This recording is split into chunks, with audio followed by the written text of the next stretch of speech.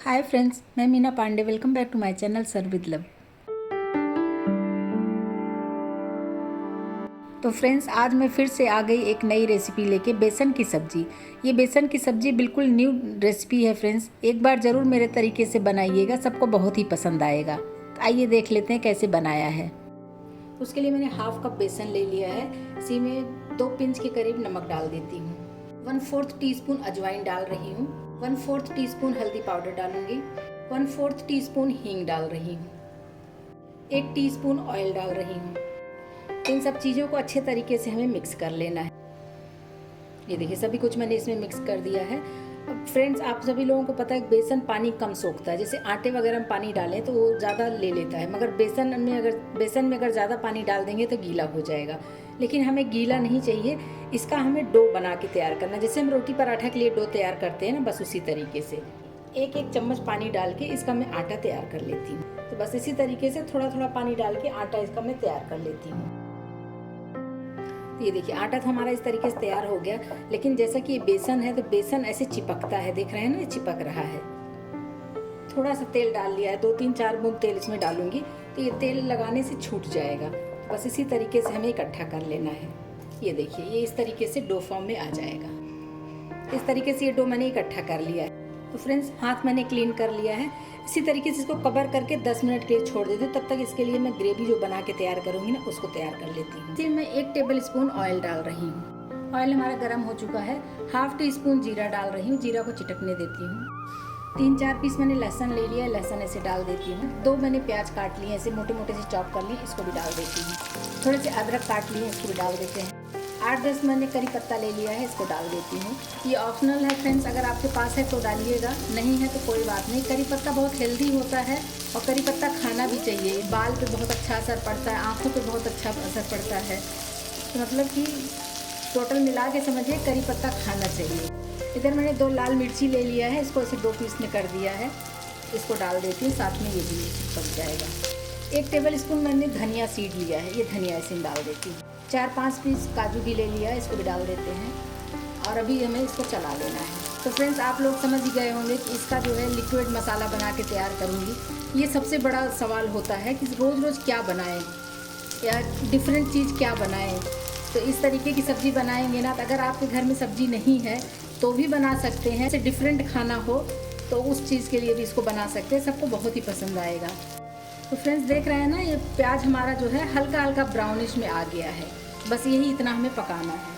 अभी गैस में बंद कर देती हूँ। इसमें एक सीक्रेट चीज़ डालूंगी, जिससे हमारा जो ग्रेवी बनेगा ना, वो एकदम क्रीमी स्ट्रक्चर में आ जाएगा। इधर मैंने 1 टेबल स्पून पुस्ता दाना लिया, जो खसखस भी बोलते हैं, इसको डाल देती हूँ। फ्रेंड्स, एक बार मेरे तरीके से बेसन की सब्जी इस तरीके से बना के देखिए, इसका टेस्ट जो है ना नेक्स्ट लेवल पे चला जाता है। बहुत ही टेस्टी बन के तैयार होता है। तो कढ़ाई जितना गर्म है, उतने गर्म कढ़ाई में ये पोस्ता दाना भी हमारा सिक जाएगा। ये मसालों को ऐसे में ठंडा होने देती। इधर जो बेसन रखा था, इसको भी रेस्ट मिल गया है। तो फ्रेंड्स, बेसन को टच करने से पहले मैं हाथों में थोड़ा तेल लगा लेती हूँ। तो हल्का सा तेल लेके ऐसे हाथ में ऐसे रब कर लेती हूँ।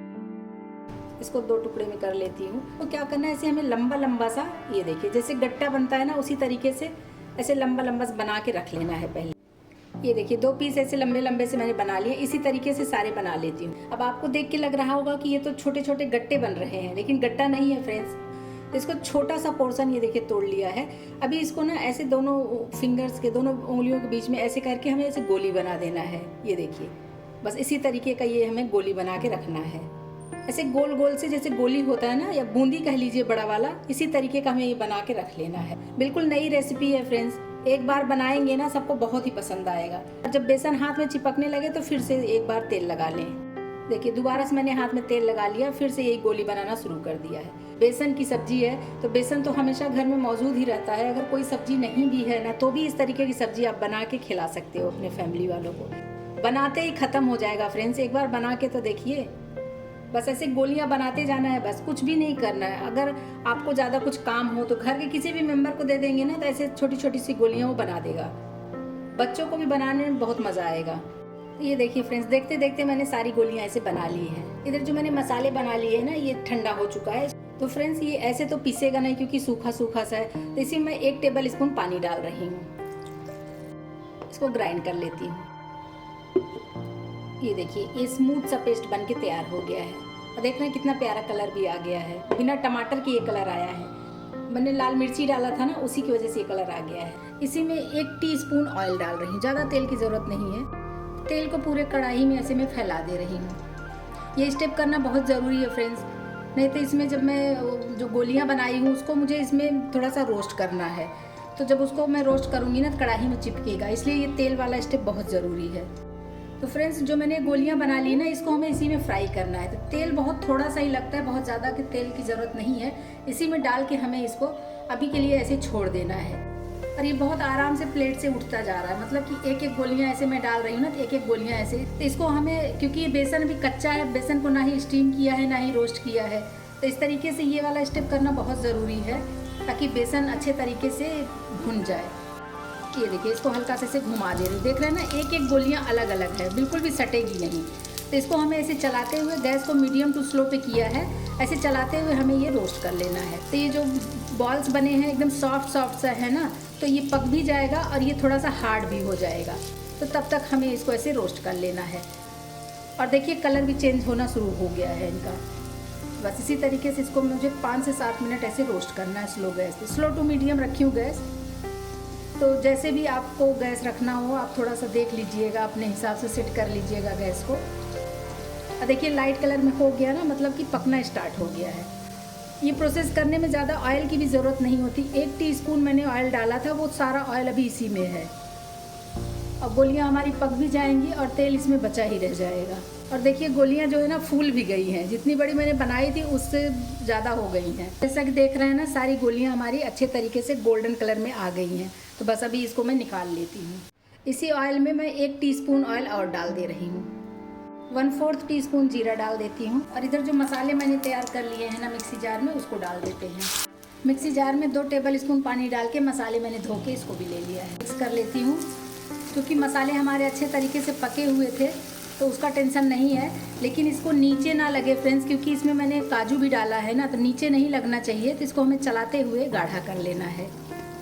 1/2 टीस्पून हल्दी पाउडर डाल रही हूँ। 1/2 टीस्पून काश्मीरी लाल मिर्च पाउडर डालूँ और इसको चलाते रहेंगे ताकि मसाला हमारा जले न, क्योंकि काजू जो डला है ना उसकी वजह से ये जलने के चांसेस रहते हैं कि नीचे ना लग जाए।